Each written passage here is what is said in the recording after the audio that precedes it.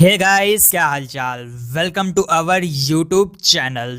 आज हम बात करने वाले हैं हॉस्टल लाइफ की। तो जिन लोगों को ये लगता है कि हॉस्टल लाइफ बेकार होती है तो उनको कुछ कुछ सही लगता है, और जिन लोगों को ये लगता है कि हॉस्टल लाइफ बहुत ही ज्यादा अच्छी होती है तो उनको तो 100% सही लगता है। तो जिन लोगों को कुछ कुछ ये लगता है कि हॉस्टल लाइफ बेकार होती है तो उनमें से 50% लोग ऐसे होंगे जो सच में हॉस्टल लाइफ का एक्सपीरियंस ले चुके हैं या अभी भी ले रहे हैं। और जिन लोगों को ये लगता है कि हॉस्टल लाइफ बहुत ही ज्यादा अच्छी होती है तो उनमें से 99% वे लोग होंगे जिन्होंने कभी हॉस्टल लाइफ का एक्सपीरियंस लिया ही नहीं है और अभी भी अपने घर में ही रहकर अपनी वही डेली लाइफ को रोजाना रिपीट करते रहते हैं। लेकिन उन लोगों का एक्सपेक्टेशन लेवल इतना ज्यादा ही होता है कि तुम उसे कभी एक्सपेक्ट कर ही नहीं सकते हो। तो जिन लोगों को ये लगता है कि हॉस्टल की लाइफ बहुत ही ज्यादा अच्छी होती है, उनकी एक्सपेक्टेशंस ये होती हैं कि उन लोगों की क्या लाइफ होती है यार, जो हॉस्टल्स में रहते हैं। ना मम्मी की डांट पड़ती है, ना पापा से मार पड़ती है, और ना ही भाई बहन से लड़ाई। देर तक सोना और लेट उठना और डेली कॉलेज जाने का तो झंझट ही नहीं, एकदम चिल वाली लाइफ। जिंदगी हो तो वैसी, वरना जिंदा तो हमारी जैसे एक्सपेक्टेशंस वाले भी हैं। तो तुम ऐसे ही एक्सपेक्ट करते रहो, क्योंकि लाइफ कैसी भी हो, हॉस्टल लाइफ हो या फिर स्टूडेंट लाइफ हो, सभी में कुछ निगेटिव और कुछ पॉजिटिव बातें होती ही हैं। अब वो आप पर डिपेंड करता है कि आप अपनी लाइफ को एंजॉय कर रहे हो या फिर अपनी किस्मत को डेली गालियां दे रहे हो कि आपको ऐसी लाइफ क्यों मिली। तो फिलहाल के लिए इस सस्ते मोटिवेशन को इग्नोर करते हैं और बात करते हैं मेरी हॉस्टल लाइफ की। मुझे ये तो नहीं पता है कि तुम लोगों की हॉस्टल लाइफ कैसी थी, और मुझे ये जानना भी नहीं है, लेकिन मेरी हॉस्टल लाइफ बहुत ही ज्यादा तो नहीं, लेकिन हाँ कुछ कुछ अच्छी थी और कुछ कुछ बुरी भी। थोड़ी टेढ़ी मेढ़ी, थोड़ी बहुत डरावनी एंड बोरिंग होने के साथ साथ बहुत सारे एडवेंचर से भी भरी हुई थी। तो जब मैंने अपनी छोटी वाली पढ़ाई को कंप्लीट करने के बाद में अपनी बड़ी वाली पढ़ाई को करने के लिए एक न्यू कॉलेज में एडमिशन लिया, जो मेरे उसी घर से बहुत दूर था, जिस घर की 4 दीवारों के अंदर मैं अपनी जिंदगी पिछले कई सालों से बिता रहा था। तो जैसे ही मुझे पता चला कि मैंने जिस कॉलेज में एडमिशन लिया है वो मेरे घर से बहुत ही ज्यादा दूर है, इसलिए मुझे वहां पर हॉस्टल में रह करके अपनी उस बड़ी वाली पढ़ाई को कंप्लीट करना पड़ेगा। तो यह सुनकर मैं बहुत ही ज्यादा खुश था, और हॉस्टल जाने के लिए मेरा एक्साइटमेंट लेवल इतना ज्यादा हाई था कि मैं तुम्हें बता भी नहीं सकता हूँ, क्योंकि मुझे लगता था कि अब तो मुझे इस घर की 4 दीवारों के अंदर वाली बोरिंग लाइफ से तो छुट्टी मिलेगी और हॉस्टल जा करके वहां लाइफ को एंजॉय करेंगे। अपना एक अलग रूम होगा जहां पर शांति से अपनी उस बड़ी वाली पढ़ाई को एकदम चिल होकर के कंप्लीट करेंगे। लेकिन नहीं, मेरी वो सारी एक्सपेक्टेशंस हॉस्टल में जाने के बाद पानी की गहराइयों में डूब सी गई, क्योंकि हॉस्टल जा करके मुझे ये पता चलता है कि जैसा मैंने सोच रखा था कि अपना एक अलग रूम होगा, लेकिन ऐसा कुछ भी नहीं निकला। वहां पर सभी के शेयरिंग रूम थे, केवल हॉस्टल वार्डन को छोड़ करके, वो भी एक नहीं दो नहीं, पूरे के पूरे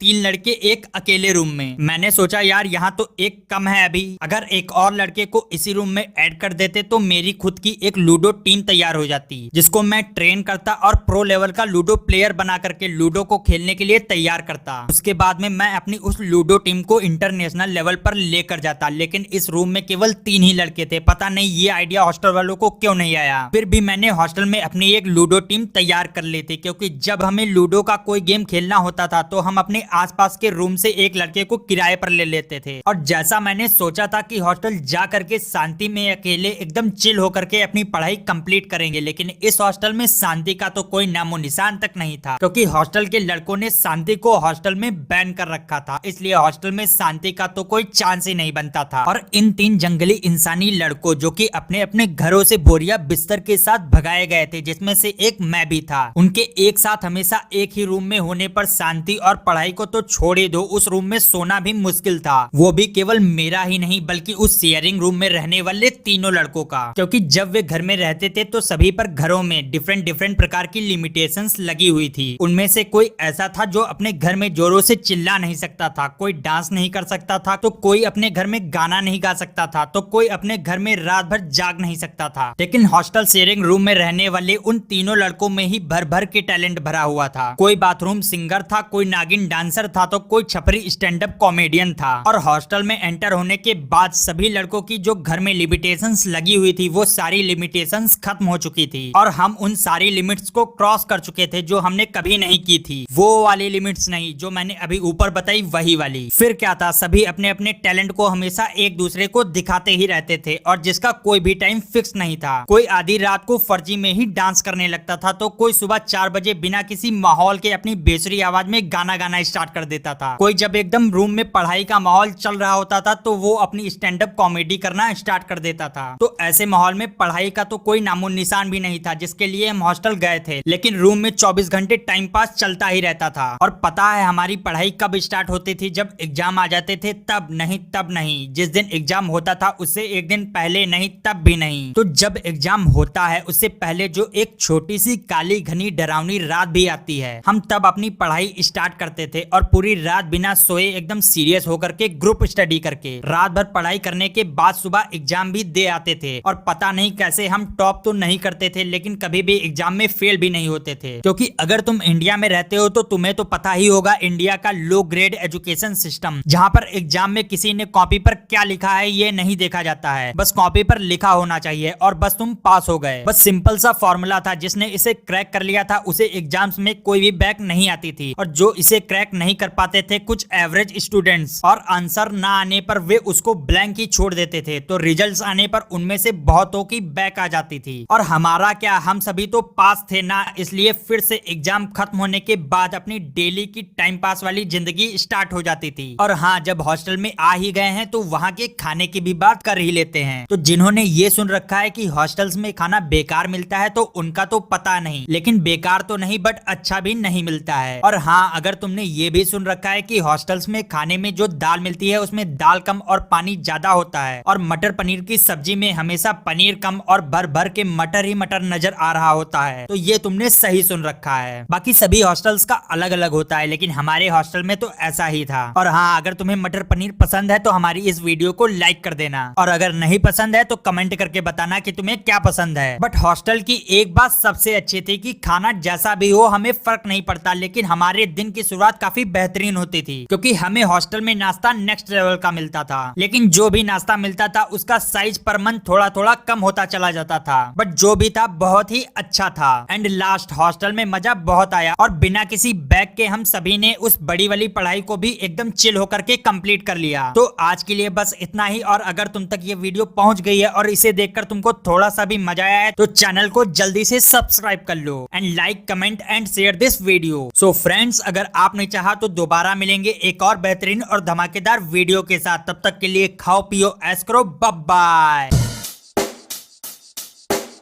Check the mic and make sure it sound right, boys.